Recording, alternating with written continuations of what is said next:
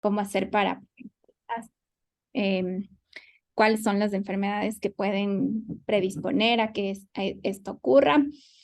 Y sí, básicamente quisiera que sea como un conversatorio en el que me cuenten un poco también sus experiencias sobre caídas, cuáles han sido las causas y todas las preguntas que tengan, ¿no? La OMS define una caída como cualquier situación que precipite a un individuo al suelo en contra de su voluntad.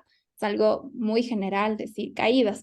De hecho, se habla como un síndrome de caídas, no es solo, esto quiere decir que puede abarcar muchísimas cosas dentro de este síndrome. La caída viene a ser como la punta del iceberg y abajo hay un montón de causas que se deben estudiar y que obviamente primero también se deben prevenir, que para eso sería lo más eficiente. No esperar a que haya una caída en un adulto mayor, en un paciente dependiente, sino prevenirlas. ¿Cuáles pueden ser? ¿Qué tenemos que hacer cuando hay una caída? Primero, definir cuál fue el mecanismo de esta caída, porque las caídas pueden ser eh, un tropezón, causas mecánicas, así como puede ser algo mucho más grave, por ejemplo, que la persona tenga una arritmia cardíaca, un problema neurológico y que eso haya causado que se desconecte, pierda la conciencia y por eso haya sido la caída. Entonces es súper importante cuando hay una caída como médicos, preguntar al paciente, a los familiares y que aporten esta información.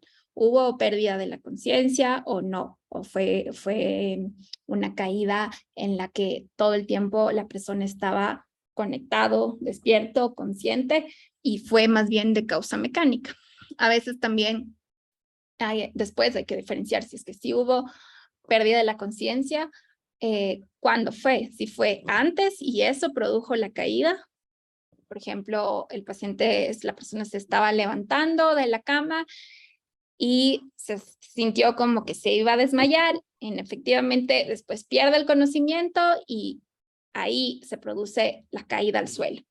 O fue al contrario, estaba completamente despierto, consciente, pero después de golpearse la cabeza contra una baldosa, el paciente pierde la conciencia. Entonces, eso es súper importante cuando se produce una caída, determinar, porque como les explico, nos va a orientar hacia las causas. Si es que son causas las más graves que siempre se deben descartar, problemas cardiológicos y neurológicos, o si es que son más bien causas mecánicas y son las más frecuentes, como problemas en el equilibrio, en las articulaciones osteomusculares.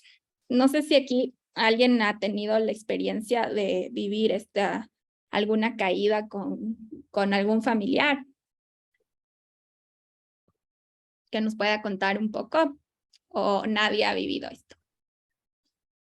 Sí, sí tengo el caso de mi mamá, Uh-huh. pero básicamente fue que ¿Qué edad estaba, tiene? perdón, ¿Qué edad tiene su mamá?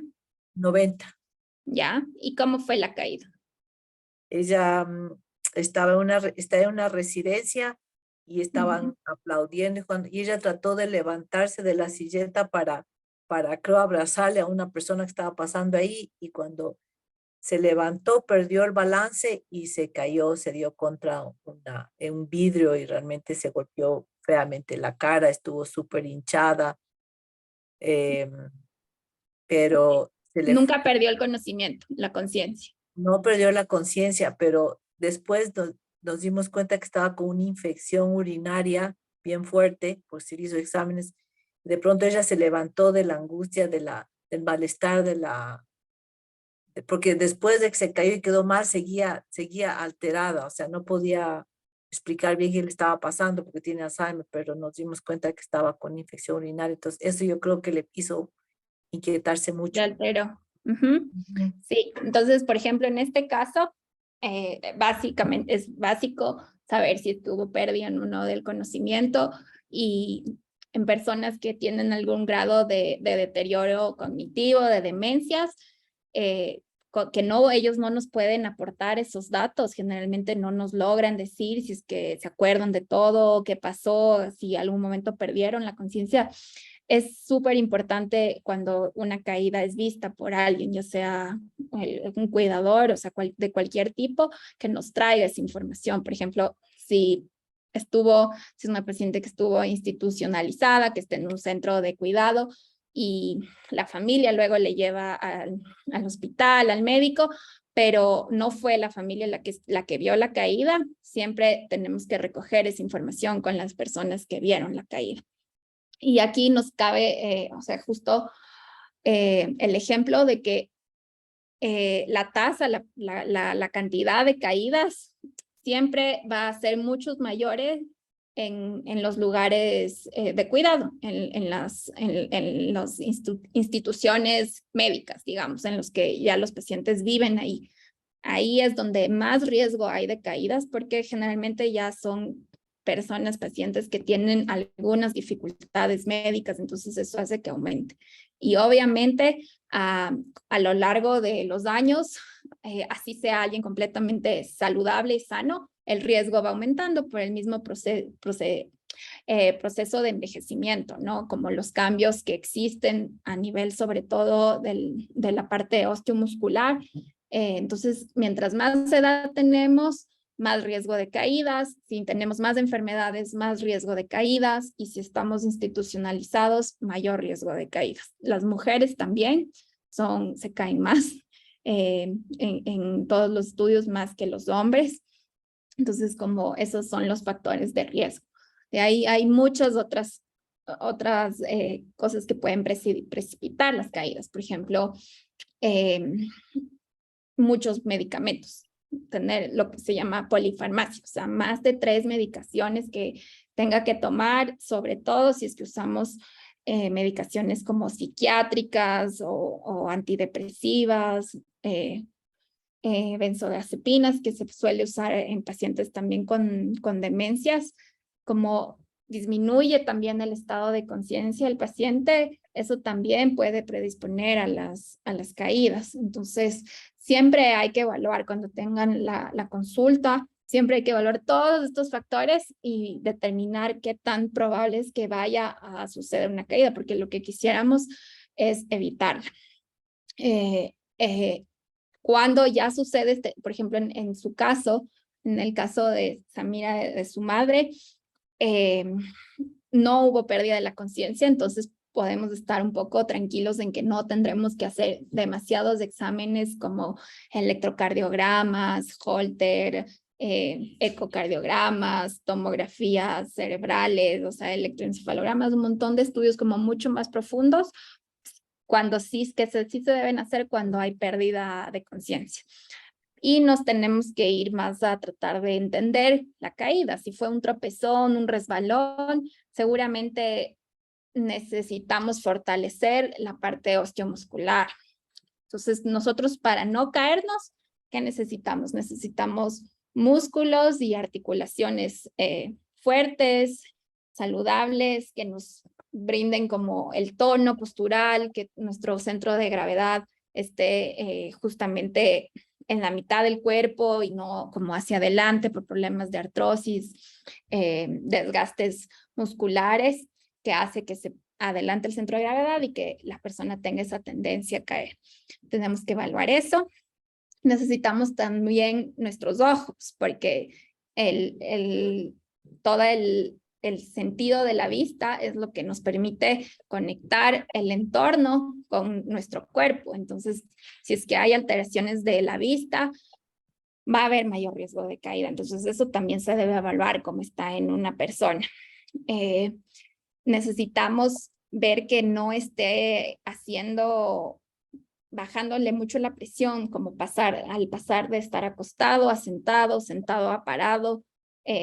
A veces en pacientes que tienen, por ejemplo, hipertensión arterial o que son diabéticos, ese reflejo que es como más automático, o sea, nosotros estamos acostados y apenas nos levantamos, todas nuestras arterias, venas se equilibran para que de lo que estábamos a favor de la gravedad, llevando sangre hacia el cerebro, hasta nuestro corazón, a todo el cuerpo, al estar parados, que es contra la gravedad, sobre todo en el cerebro, no nos mareemos. Pero en alguien que tiene ya como alteración en esos sistemas de regulación, puede haber mareos o como esa sensación de que me desvanezco, que no se llega a perder el estado de conciencia, pero sí hay esa sensación de mareo, entonces eso también hay que estudiar. Y luego esos son como factores, ¿no?, del paciente, de la persona, ¿no es cierto?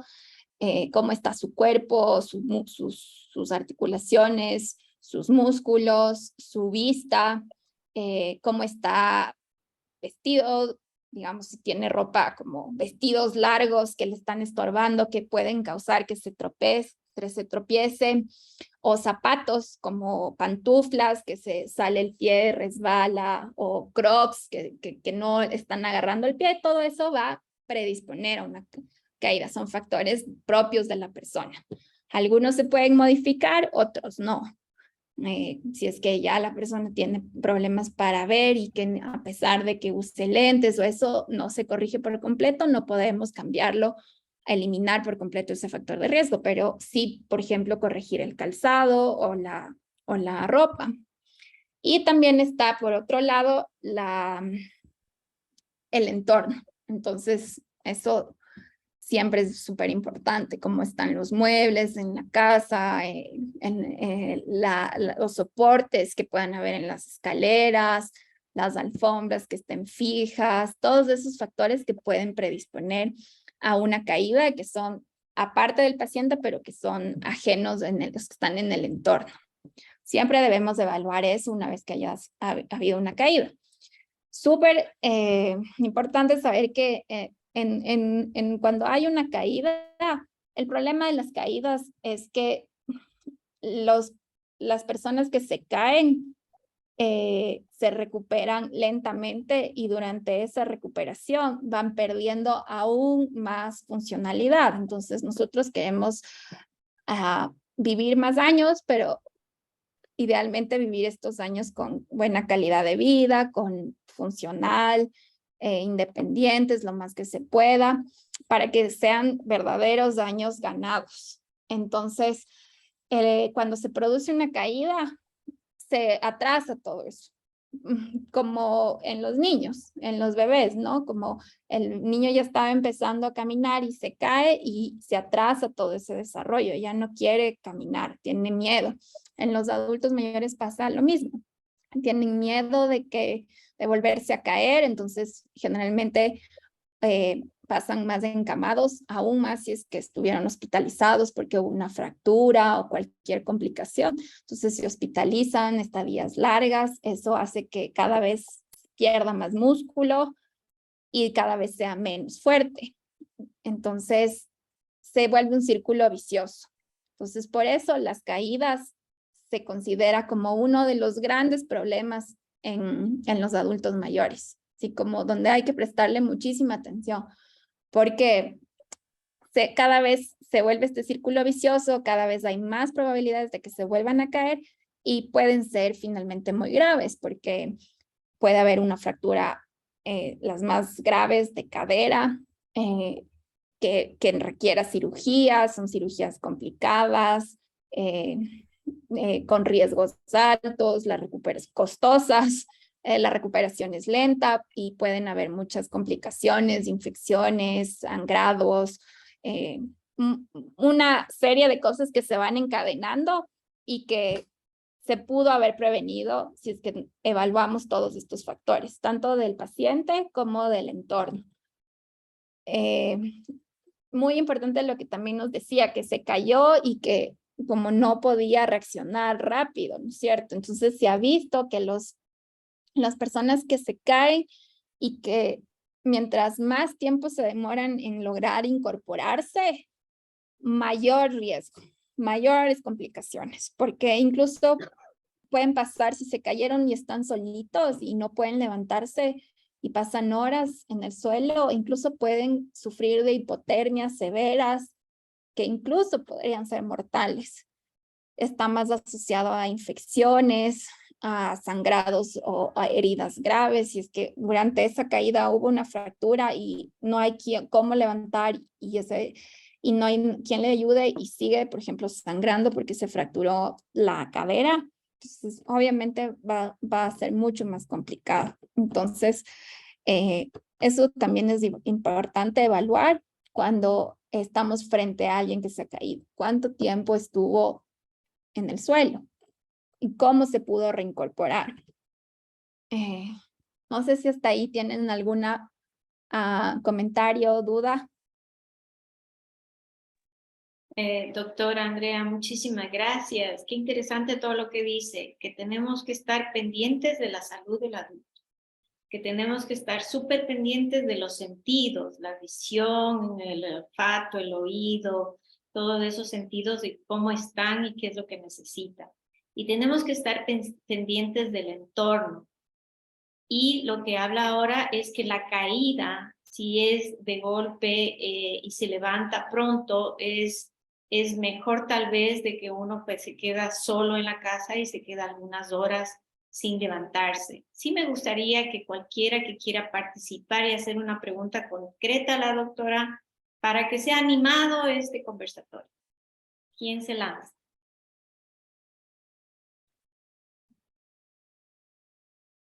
Ok, pueden, si quieren. Sí, Samira. Ajá, pueden levantar la mano ya sea en la cámara o con la manito y vamos resolviendo y si no, seguimos avanzando. Están con el micrófono apagado. Ya, ahí sí. Sí, ahora sí. Ok, gracias.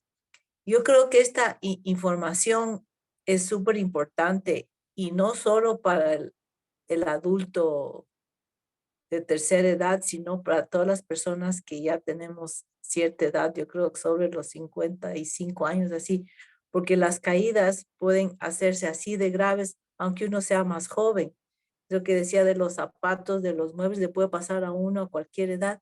Entonces son temas que sí tenemos que tener en cuenta a todas las edades, por las caídas pueden ser terribles para cualquier persona, ¿no? Muy interesante y claro, la doctora habló de ese temor, que hasta que un niño cuando se cae tiene temor y también el retroceso. Súper importante estar en cuenta. Gracias, Amira, gracias por tu participación. Sí, lo que dice es que, exacto, no es que debemos empezar a preocuparnos a las caídas solo cuando tenemos más de 65, 70 años, porque uno de los grandes pilares para que haya riesgo de caída es justo esta debilidad de los músculos, de las articulaciones, y eso no viene de un día al otro, sino a lo largo de los años. Y sabemos que la pérdida de músculo se acelera, o sea, empieza ya a partir de los 30, 35 años, pero se acelera muchísimo más a partir de los 50 años.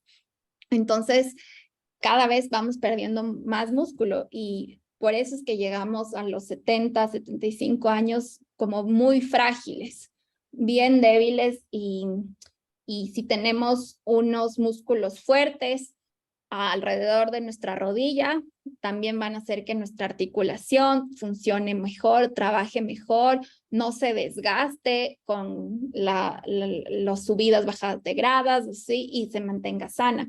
En cambio, si yo no tengo unos músculos muy atrofiados, o sea, muy poco músculo, esa rodilla, esa articulación y cualquiera de articulación, las caderas, la columna, van a ir cada vez generando más roce y más desgaste y poco a poco empeorando la famosa artritis, que es súper común a partir de los 60 años. Entonces, sí, a partir, o sea, desde que somos adultos debemos como tratar de adoptar formas de no perder y de fortalecer nuestros músculos con ejercicios, sobre todo de fuerza. Son vitales los dos, ¿no? Tanto el ejercicio cardiovascular aporta mucho en la salud del corazón, en prevención de demencias y otros trastornos neurológicos como depresión, ansiedad. Hacer cardio también ayuda a disminuir el riesgo de muchos cáncer, pero del otro lado está el ejercicio de fuerza. Entonces hay que combinar los dos. El ejercicio de fuerza son los que nos ayuda a mantener nuestro músculo y es el que nos ayuda a mantener nuestro tono postural, no irnos encorvando, eso es lo que les decía, que el centro de gravedad se pierde, ya no está centrado, sino está hacia adelante, entonces tendemos a caernos. Entonces, el tono muscular es el que nos ayuda en la postura, es el que nos ayuda a la velocidad de la marcha, al equilibrio y que también a nuestras articulaciones se mantengan saludables. Entonces, muchas veces cuando ya alguien de adulto mayor ha tenido una caída y se le dice, tiene que hacer ejercicios de fuerza, tiene que ganar músculo. Siempre la respuesta es que no tengo fuerza, es que no puedo. Ya como que si fuese muy tarde. Y de hecho, tal vez ya hemos perdido mucho tiempo en el que se pudo haber preservado ese músculo y evitado muchos riesgos. Pero siempre se puede mantener algo y recuperar algo, el tono muscular, la fuerza muscular, y siempre va a ayudar, siempre va a ser un trabajo como progresivo, va a empezar de a poco y cada vez va a ir ganando. Pero si es que esa persona pasa encamada o en silla de ruedas, porque cada vez que intenta caminar se siente débil y eso cada vez se va a ir atrofiando. Entonces, así sea alguien que por otro motivo tiene una enfermedad neurológica, por ejemplo, yo que sé, y no puede caminar, aunque esté en silla de ruedas, debe hacer ejercicios como de pesas, tanto de la parte superior del tronco, brazos, como lo que pueda de las piernas. O sea, todo suma. Pero sí debemos empezar esto cuando somos más jóvenes y no esperar a que ya haya todos los problemas. Ya, doctora, una consultita. ¿Qué ejercicios de fuerza recomienda usted para, para los adultos mayores sobre los 88 años, 90? Porque no es solo caminar 10 minutos. Exacto, eso es lo 3 veces al día.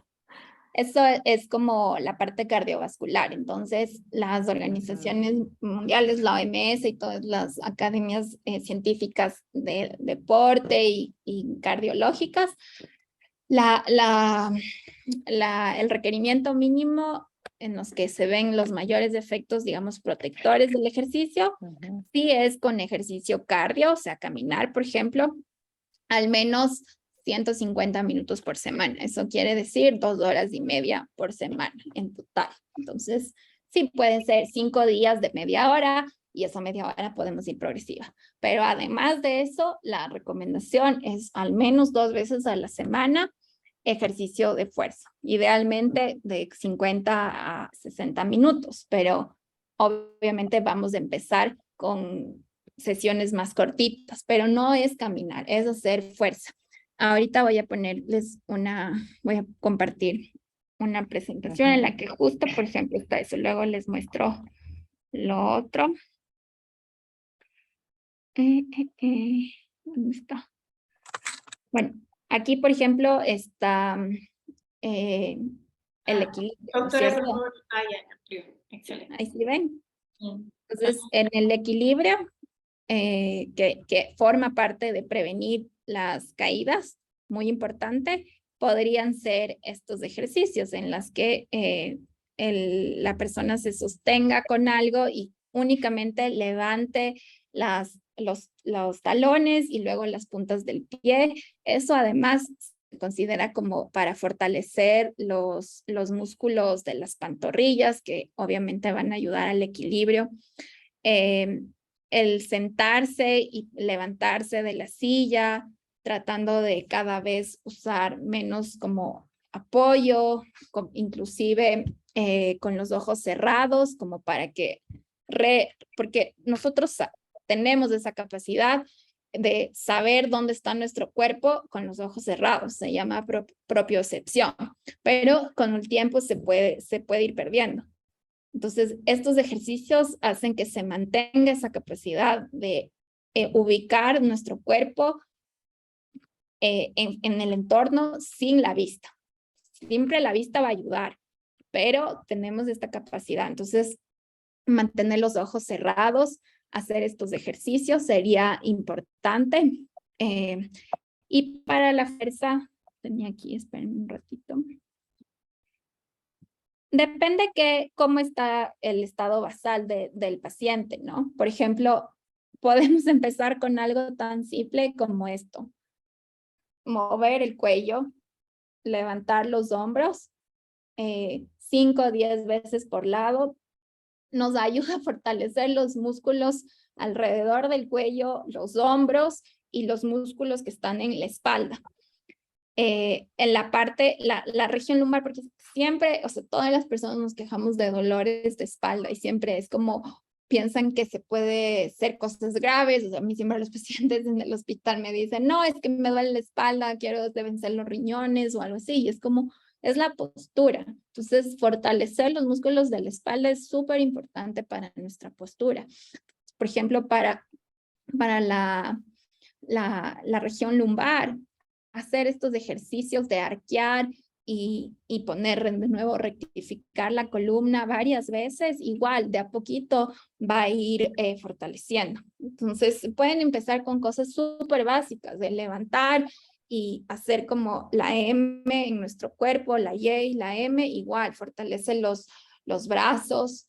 Y el típico ejercicio para los músculos de bíceps, digamos, de varias veces, mejor si es con pesas. Entonces no necesitamos comprar pesas, puede ser, podemos hacer con una botella de agua, o sea, si es una botella de medio litro va a pesar 1 libra. Si queremos, si ya vayamos ganando un poco más de fuerza, podemos usar me sale que hay alguien esperando.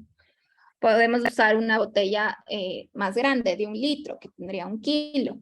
Eso para la parte de arriba, ¿ya? Y solo el mantener una postura erguida va a ayudar a fortalecer nuestros abdominales. Ahora para las piernas, si está una persona sentada, el levantar los cuádriceps varias veces y más si hacemos resistencia con nuestras propias manos o por ejemplo, yo le estoy haciendo a mi familiar, estoy haciendo fuerza y él está levantando contra mi fuerza, es suficiente. O si no, puede también usar pequeñas pesas, que hay unas pesas que se pueden poner como alrededor, como un reloj, ¿no? Pero que se enganchan en los tobillos como para tener un poco de fuerza. Entonces son sesiones cortitas de ejercicios, pero la clave es que sean permanentes, o sea, que nos hagamos una rutina que se pueda cumplir. Y poco a poco va a ir ganando fuerza y va a ver que puede levantar más veces, se cansa menos, es más fuerte. Si son personas que pueden caminar más, que son más independientes, las cuestas, digamos, los lugares empinados, si podemos ir al parque o caminar en lugares que son un poquito empinados, eso nos va a sacar mucho más fuerza que si hacemos en un plano. Depende cuál es el estado como de base de la persona, con qué podría empezar. Pero siempre hay cómo hacer ejercicios para fortalecer. ¿Alguna pregunta hasta ahí? Veo si es que...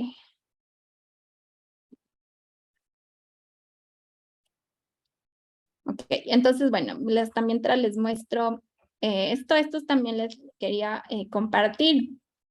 Esto idealmente es como deberíamos hacer cuando una persona se cae y que idealmente esa persona sepa que si se cae tiene que levantarse así. Entonces, tratar de buscar apoyo si quedó boca arriba, como con un brazo apoyarse para ponerse en lateral y luego llegar a ponerse boca abajo apoyando los brazos para que le dé soporte, acercarlas, como arrastrar las piernas para como gatear hasta donde haya un mueble fijo que no se vaya a resbalar, ¿no? O puede ser una silla o un sofá, la cama en la que se pueda apoyar para ir incorporándose, ¿ya? Porque como les decía, no, o sea, lo menos, si ya hubo una caída, lo menos que queremos es que la persona pase más tiempo botado en el piso. Si está solo, si es que, o sea, si hay gente alrededor, obviamente le pueden ayudar, pero si es que está solo, necesita idealmente saber cómo reincorporarse. Como dice aquí, que mientras más tiempo esté en el suelo, más graves complicaciones, más riesgo de hipotermia. Si es que pasa mucho tiempo, se puede deshidratar. Rhabdomilosis es cuando los músculos se empiezan a consumir por el golpe, porque sí hubo mucho golpe y eso daña el riñón, entonces no es recomendable.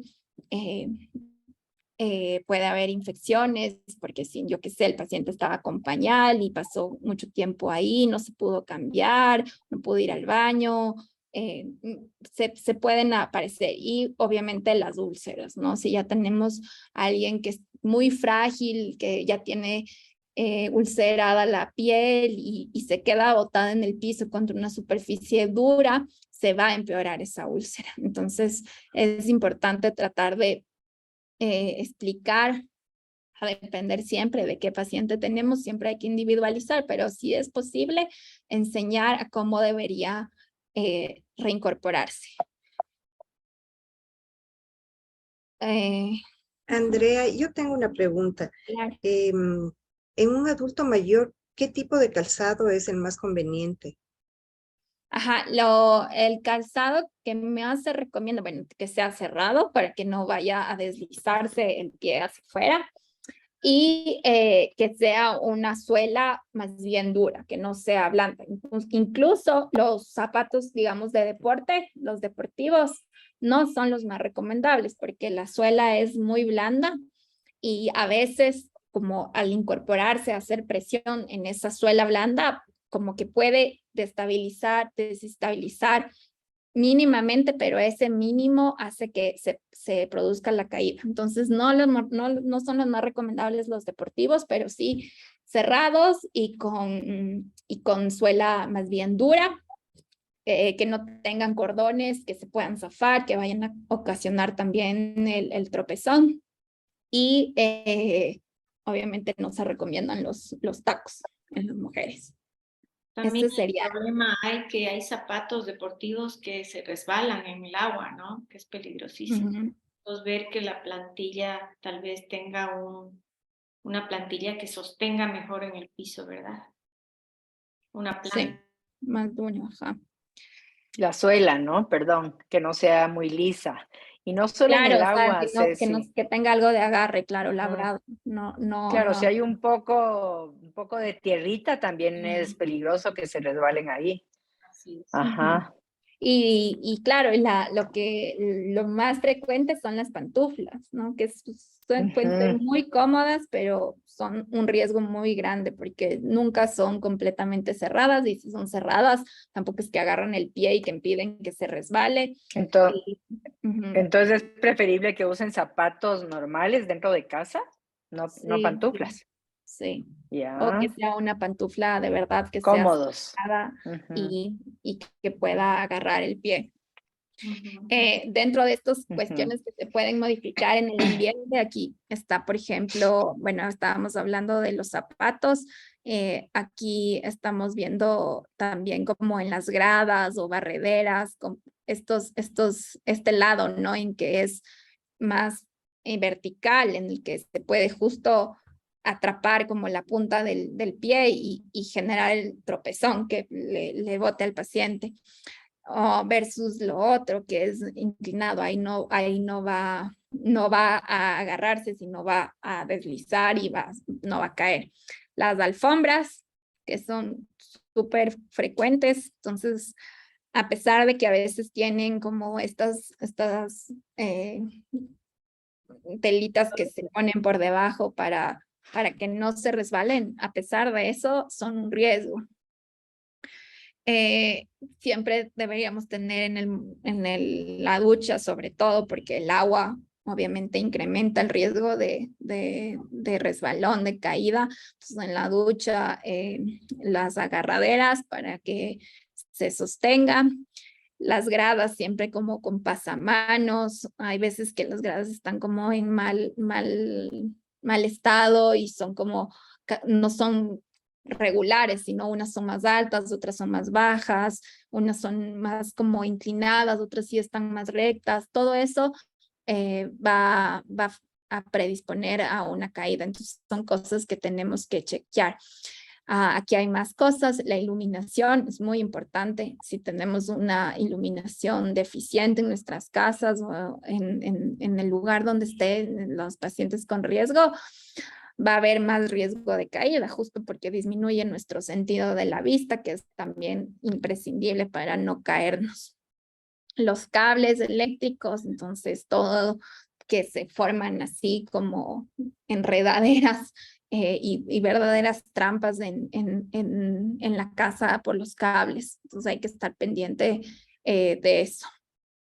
Y estos serían como los factores como ajenos al paciente. Y de ahí, si tenemos algo que no podemos cambiar, como que ya estamos envejeciendo, así enlentezcamos el envejecimiento tratando de tener una alimentación adecuada, con la actividad física que hablamos ya y que mantenga el tono de los músculos.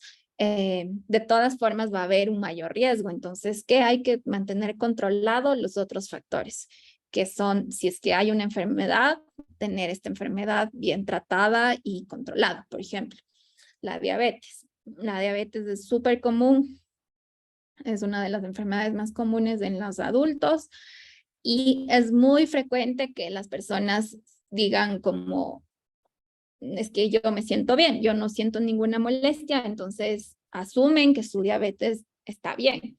La única forma de determinar eso es con los exámenes que se deben hacer regularmente, exámenes de sangre, porque la diabetes va a ir dañando progresivamente, así muy lentamente, los órganos y no va a dar molestias. Solo nos va a dar molestias cuando ya sea bastante tarde.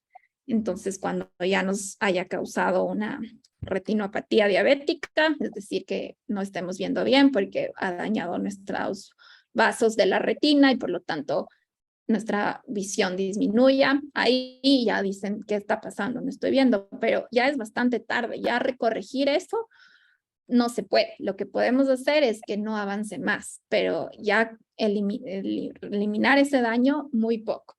Daña los ojos, daña el riñón, pero bueno, y daña los nervios. Entonces es súper importante en las caídas, por ejemplo, porque va dañando los nervios y justamente los pacientes pierden esta capacidad de saber ubicar su cuerpo en el entorno, esta propiocepción, porque no tienen los nervios que les dicen. Entonces muchas veces hay alteraciones de la marcha por esta neuropatía de los nervios. Entonces, es súper importante mantener todas las enfermedades que pueda tener la persona bajo control y en tratamiento y seguimiento que sea necesario para que sepamos que eso está controlado y que no va a influir. Otras enfermedades que pueden traerme el riesgo de caída, no sé si el paciente tiene una hipertensión arterial, por ejemplo, está tomando algún medicamento que suelen usar mucho, por ejemplo, diuréticos. Entonces, los diuréticos tal vez me están bajando mucho el sodio, porque además me dijeron que no coma con sal. Y pueden estar mis valores de sodio bajos y eso en general da mareos o somnolencia. Y por eso el paciente se ha caído, porque está medio somnoliento, no está completamente atento al entorno y todo, y era porque su sodio estaba bajo. Entonces, esas cosas siempre hay que chequear. Y bueno, y obviamente las enfermedades neuropsiquiátricas, por lo que hablábamos de la medicación, que va a alterar el estado, el nivel de alerta, eso también hay que verificar. Entonces, mantener las enfermedades controladas, tratar de mantener lo que más se pueda preservar el músculo. Además del ejercicio para preservar el músculo, lo que necesitamos es comer proteína, porque el músculo se forma a base de proteína. Entonces, a veces cuando hacemos como un recorderis de lo que come la persona, o sea, casi no come proteína, entonces difícilmente va a poder mantener ese músculo y cada vez va a haber más problemas en cuanto al equilibrio y la fuerza y va a predisponer a las caídas. Eso siempre Andrea, controlar. discúlpame, otra pregunta. Cuando las personas han sido diagnosticadas de osteopenia o con osteoporosis, ¿cuál sería la recomendación para poder cuidarnos mejor o para no tener este tipo de caídas o roturas? Ok, ajá. Bueno, tener osteopenia o osteoporosis no nos va a predisponer tanto a caernos más, pero sí a que si tenemos una caída sea más grave porque podemos fracturarnos mucho más fácil. Alguien que no tiene osteoporosis tal vez se caiga y se recupere y esté bien lo más pronto posible, y alguien que sí tiene osteoporosis con esa misma caída se fracture la cadera o el fémur o el brazo, y eso, lo que decíamos, implica días de hospitalización, cirugías, mayores costos, deterioro de la calidad de vida porque va a pasar internado, eso predispone infecciones y retroceso en toda nuestra funcionalidad. Entonces, la osteoporosis o la osteopenia nos va a generar eso, mayor complicación en caso de que haya una caída. ¿Qué se debe hacer? Mantener tratada esa enfermedad, o sea, dependiendo ya del grado de osteopenia o de osteoporosis que se tenga, en base al grado que se obtiene con el examen de la densitometría ósea, ver cuál es el tratamiento. Si solo es un suplemento en calcio, vitamina D, o si es que ya requiere otro tipo de medicación, porque es más severa la osteoporosis, que hay otro tipo de fármacos que se usan en ese caso. Entonces, mantener como ese control, el seguimiento para saber que hemos revertido y que no está avanzando la osteopenia, y que no vamos a tener un gran riesgo. Súper importante para la salud, digamos, de los huesos, igual no como tratamiento ya cuando tenemos el diagnóstico, pero para evitar llegar a una osteopenia o una osteoporosis.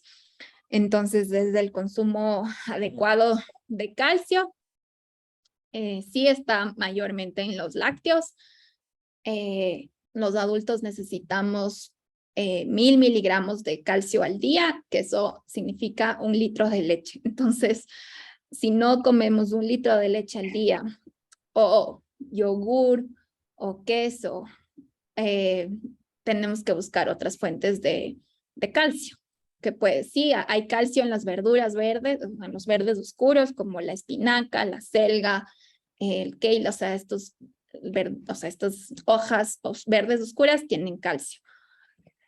Los frutos secos tienen calcio, o sea, las almendras, las nueces tienen calcio. Y bueno, para las personas que son vegetarianas o veganas, o sea, hay el tofu o esas cosas que también ya vienen suplementadas de calcio. Pero sí debemos evaluar más o menos, no exactamente, pero más o menos si llegamos a este requerimiento o no de calcio. Si no llegamos a ese requerimiento de calcio con nuestra dieta, sí es necesario suplementarse con calcio en pastillas, que hay un montón de formas. Y podemos estar tomando mucho calcio, o ya sea de nuestra dieta o de suplementos, pero si no tenemos vitamina D, ese calcio no se va a absorber, se va a eliminar en nuestras heces. Entonces necesitamos vitamina D para que ese calcio se absorba. ¿Dónde viene la vitamina D? En el sol. Entonces, nosotros, en teoría, que tenemos sol durante todo el año, no deberíamos tener déficit de vitamina D, pero ahora como que cada vez nos damos más cuenta que a pesar de eso, sí tenemos déficit de vitamina D, porque en general pasamos cubiertos, entonces no es que estamos en short y camiseta en la calle bajo el sol, sino estamos en una oficina, y si es que salimos a caminar, estamos con pantalón, con saco, con camiseta larga o con bloqueador. Entonces, no nos exponemos lo suficiente al sol como deberíamos en los adultos en general, y también los adultos mayores pierden esta capacidad para sintetizar vitamina D a través del sol. Entonces, casi todos necesitamos también el suplemento de vitamina B, que también hay varias formas, hay unos que son diarios, hay otros que pueden ser semanales, otros mensuales, hay unos inclusive que son anuales, entonces depende. Y también hay vitamina D en la comida, en algunas fuentes de comida, por ejemplo, en los lácteos también tienen vitamina D. Entonces también tendríamos que estimar eso. Entonces ahí prevenimos que vayamos a tener osteopenia o osteoporosis con esos dos ingestos, tanto de calcio como de vitamina D. Si es que ya tenemos osteopenia, seguro vamos a necesitar la suplementación, y luego si es que tenemos osteoporosis, pues ya son otros tratamientos. Y además de eso, el ejercicio, tanto el de fuerza como cardiovascular, sobre todo en mujeres, porque nosotros en mujeres después de la menopausia se aumenta el riesgo de osteoporosis porque ya no tenemos a nuestras hormonas que protegen de eso. Entonces se ha visto muchísimo que el ejercicio protege de la osteoporosis porque le hace un hueso más saludable, le llega más sangre, está mejor soportado con los músculos, y es básico el ejercicio para prevenir la osteoporosis, la osteopenia. Bueno, aparte está nunca el tabaco, el café también, a pesar de que en otras condiciones podría tener un efecto beneficioso. Por ejemplo, ahora sabemos que para enfermedades del corazón el café puede ser beneficioso, para la osteoporosis no lo es. Entonces, así hay que un poco jugar, digamos, con los beneficios de cada alimento, pero sí tenemos que tener esto en el mapa cuando vemos la punta del iceberg que decía que era la caída, pero detrás de eso hay muchísimo que evaluar. Doctora, una consulta. Si uno toma suplemento de calcio, ¿cuál es la mejor hora para tomarlo? Yo tomo después del desayuno, pero no sé. Sí, depende de los calcios. Es como que hay calcios que vienen en diferentes formas. Hay unos que dan más efectos secundarios y que se deben tomar con el estómago lleno, otros en cambio no, que se debe tomar lejos de las comidas porque no se absorben cuando hay alimentos. Entonces depende, porque como les digo, hay varias formas. Hay el citrato de calcio, hay el carbonato de calcio, o sea, como formas químicas en las que logran hacer el suplemento. Entonces siempre como hay que seguir. Generalmente suele decir, dependiendo de qué forma es, la forma de administración. Ya. Muchas gracias, qué interesante. Andrea, disculpa nuevamente yo. Nosotros tenemos en casa un caso muy particular, una persona que usó corticoide por algún tiempo, está sufriendo, no sé si se llaman autofracturas o qué, pero solito se está fracturando. ¿Qué se puede hacer? ¿O ya no hay nada que hacer? Sí, o sea, se está fracturando porque debe tener o sea, no es que si es que no se mueve, se fractura, ¿no? Pero está tan grave su osteoporosis que movimientos incluso pueden hacer que el hueso se rompa. Solo tiene osteopenia, no tiene osteoporosis. No tiene Pero osteoporosis. claro, tiene 98 años. Ok, bueno, ahí habría que evaluar otras causas, porque serían, si es que no hay osteoporosis y solo es osteopenia, hay que ver la causa de estas fracturas patológicas, así se llama, que no son traumáticas, sino patológicas. Una de esas causas podría ser mieloma, que es un cáncer, digamos, de los huesos. Entonces, a veces está infiltrada los huesos por este mieloma y por eso se fractura. Pero sí, habría que evaluar si es que solo es osteopenia. Lo que sí es que los corticoides crónicamente van a causar osteoporosis. Entonces, cualquier persona que esté tomando corticoides por más de 3 meses, por cualquier razón, porque hay muchas indicaciones, por ejemplo, pacientes que tienen una artritis reumatoidea y que necesitan y que toman más años y años corticoide, deben estar con suplementos de calcio y vitamina D y con sus densitometrías óseas como al menos anuales para evaluar el grado de osteopenia o osteoporosis, porque los corticoides predisponen a eso crónicamente. Andrea, muchísimas gracias. Qué linda tu presentación, pero te quería contar que nosotros, como hemos acompañado varios años a cuidadores y adultos y a personas con enfermedad crónica, MAPI nos puede, por ejemplo, preguntar alguna de esas preguntas que los familiares hacen con respecto a las caídas. Gracias, Cecilia, y gracias, Andrea, y gracias a todos ustedes por conectarse con Latido y con estas invitaciones a los profesionales, que es un poco para ayudarles a ustedes como cuidadores a solucionar esos problemas que diariamente ustedes, cada uno de ustedes, tienen que enfrentar. Una de las preguntas frecuentes, Andrea, es ¿cuándo ir de bar a emergencia? ¿Cuándo llamar a emergencia? ¿Cuándo llamar al médico? Porque a veces se caen las personas por todo lo que tú has dicho, pero a veces se espera mucho tiempo o se cree que es muy exagerado. Entonces, ¿hay quizá algún protocolo o algo que nos diga de urgencia tenemos que hacerlo y hay que hacerlo?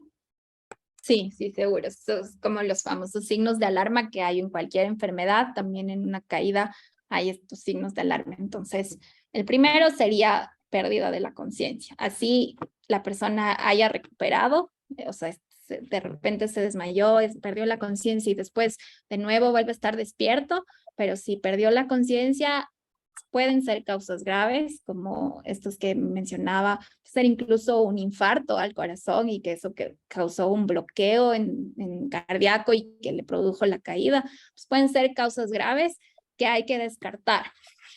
Entonces, a eso es atención emergente para ir a la emergencia si es que si hubo pérdida de la conciencia. La otra es si es que hubo trauma de la cabeza, que también siempre es lo que debemos recabar. O sea, si se golpeó la cabeza. O sea, yo me tropecé, me caí, pero no me llegué a dar la cabeza contra el suelo, contra el mueble, contra el filo de la cocina.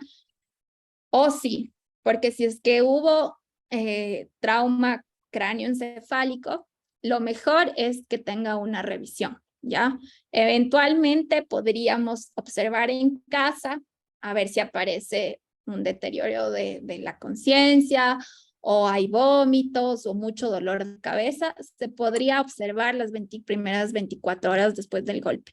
Pero si es que estamos en la posibilidad, lo mejor es ir a una emergencia, porque en los pacientes con adultos mayores es muy común estos hematomas subdurales. Entonces, como por la edad se va reduciendo el tamaño de nuestro cerebro, hay una atrofia de nuestro cerebro que es, digamos, normal en ciertas personas o ciertas enfermedades neurológicas. Esto puede estar aún más acentuado, pero ciertamente con la edad disminuye el volumen y hay una atrofia. Entonces eso hace que haya más espacio en nuestra cavidad craneal, en la bóveda craneal. Entonces, cuando hay una caída, se golpea la cabeza y hay un sangrado, como hay más espacio frente a un niño, un adolescente, tal vez no tenga tantos síntomas.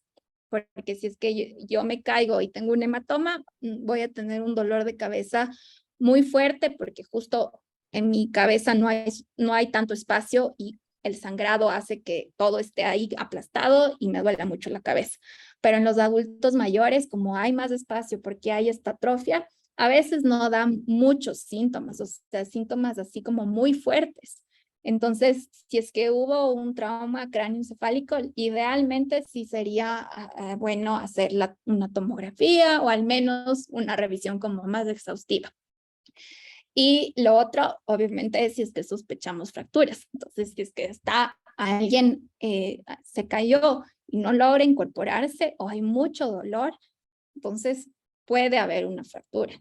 Entonces, era alguien que sí caminaba, pero después del rato que yo le intento incorporar, no puede caminar o tiene una posición como que para evitar el dolor. Por ejemplo, se fracturó la clavícula, entonces no puede extender el brazo y tiene así el brazo pegado. Pues no tiene muchísimo dolor porque hay mecanismos, o sea, la adrenalina, digamos que del momento de la caída va a disminuir un poco el dolor, pero no puedo abrir mi brazo o no puedo incorporarme. Entonces ahí hay que sospechar que se fracturó y también necesita una evaluación más exhaustiva y exámenes, radiografías, a ver si es que hubo una fractura. Eso sería como lo más importante. De ahí, si es que no hubo ninguna de estas tres cosas, pérdida de la conciencia, trauma cráneoencefálico o una sospecha de fractura, ya sea por el dolor o porque no puedo hacer un movimiento con mis brazos, con mi espalda, con mis piernas, podríamos observar. Si yo veo que poco a poco empieza a recuperarse, a volver, digamos, a su estado basal, entonces no me preocupo y lo que tengo que hacer es evitar que haya una nueva caída, corrigiendo todo lo que ya hemos conversado. Pero si al día siguiente igual veo que no está bien, que sigue como somnoliento, porque me doy cuenta, antes no me di cuenta, pero ahora que ya se cayó, me doy cuenta que no está tan despierto, que no está igual de despierto que antes, o que no está comiendo bien, que está muy deshidratado, o sea, cualquier cosa que cambie de lo habitual, también es mejor tener una revisión médica. No necesariamente así emergente, a urgencias, pero sí ir a su médico como de cabecera, ver si que sea bien examinado y ver si se necesita algún examen para descartar cualquier alteración. Muchas gracias, Andrea. Como estamos viendo, estamos ya pasados, llegamos a nuestro tiempo, ¿verdad, Cecilia? Estamos con el tiempo completo. Sí me gustaría, si hay preguntas, hay una pregunta, Andrea, que dice que sí es cierto que primero se rompe el hueso cuando se tiene osteoporosis y eso causa la caída, y en ese caso, ¿cómo se debe manejar la persona que tiene caída? Sabemos que tiene osteoporosis, se cayó, ¿cómo manejar esa caída? Claro, si es que ya sabemos que tiene una osteoporosis, hay mayor riesgo de que se produzca una fractura. Entonces, en ese caso, a pesar de que pareciera que no hay ninguno de estos signos de peligro, lo mejor sería que vaya a una revisión más exhaustiva para ser bien examinado y ver si se necesita alguna radiografía, porque con una osteoporosis nos volvemos muchos más frágiles. Entonces, un golpe que un hueso sano soporta, un hueso con osteoporosis no. Ok. Muchas gracias, Andrea. Creo que a través de todo lo que esta charla que hemos tenido has ido enfocándote en cómo evitar, ¿no? O sea, lo más importante es cómo evitar para no llegar a la caída y tener, como tú dijiste, esta cadena de inconvenientes que van a causar dolor físico, dolor emocional, como habíamos puesto, y también el dolor de toda la familia, porque es algo que va a alterar una vida familiar y va a alterar la vida del cuidador. Entonces, con todas estas recomendaciones que tú nos has dado, creo que nosotros y cada uno de ustedes puede tomar en cuenta y entramos en conciencia de que este cuidado empieza mucho antes, ¿no? O sea, mucho antes con nuestra alimentación, con el ejercicio, con todo lo que tú nos dijiste y con aquellas cosas que sí podemos modificar en casa y evitar estas caídas para que no tengamos esta cadena de inconvenientes que van a hacer que cada vez las cosas se compliquen. Si no hay alguna otra pregunta, lo que queremos es agradecerte a ti, Andrea, por habernos acompañado y habernos transmitido todo este conocimiento, y que es un regalo para ustedes. Como Latido siempre estamos pensando en la forma de cubrir todas esas inquietudes, todos esos problemas que tienen día a día ustedes como cuidadores, y que Latido lo que hace es estar junto a ustedes para poderles ayudar. Así que de mi parte agradecerles porque están aquí, agradecerle a Andrea por toda su ayuda. Nosotros constantemente en todas nuestras redes sociales de Instagram, Facebook, ponemos tips, ponemos información para ustedes para que estén atentos. Así que de mi parte, muchísimas gracias, Andrea, muchísimas gracias a todos. Le doy paso a Cecilia para que Cecilia nos digas, nos cuentes de aquí cuándo más tendremos la próxima y sigue, por favor. Sí, muchísimas gracias a todos. Es un gusto haber podido compartir con ustedes, gracias a personas sensibles, como el caso de la doctora Andrea Ceballos Guerrero, quien ha participado hoy día. Siempre estamos organizando charlas, tal vez una vez al mes, una vez cada 3 meses. Por favor, estén atentos y avísennos qué charlas les gustaría, qué quisieran que nosotros podamos presentar con estos profesionales que son sensibles a los cuidadores tan importantes para el cuidado de las personas. Les agradecemos mucho. Aquí estamos con Latido Cuidadores, Mapi, Jimena y la persona que les habla, Cecilia. Muchas gracias por haber estado aquí. Gracias a ustedes por la invitación. Andrea, gracias. Hasta luego. Gracias, Andrea. Muchas gracias. Gracias, buenas Interesante. noches. Muchas gracias, muy Muchas bonita la gracias. charla. Gracias por la Gracias. información. Interesante. Gracias. Gracias. Gracias, Muchas doctora. Hasta gracias. luego.